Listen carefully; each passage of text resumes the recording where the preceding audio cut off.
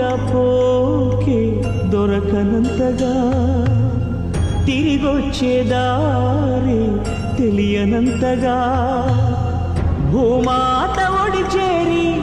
నా భారం దించావా చూస్తూనే చేజారి ఎదకోతే పెంచావా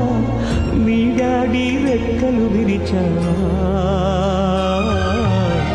మెట్టింటికి పంపేదాకాగలేక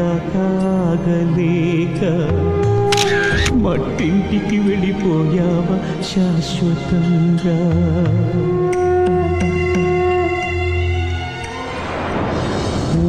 కొట్టే పాపాయి రాని రాదని తెలిసాక కథలన్నీ కంచికి పోవచ్చిన్నబోయి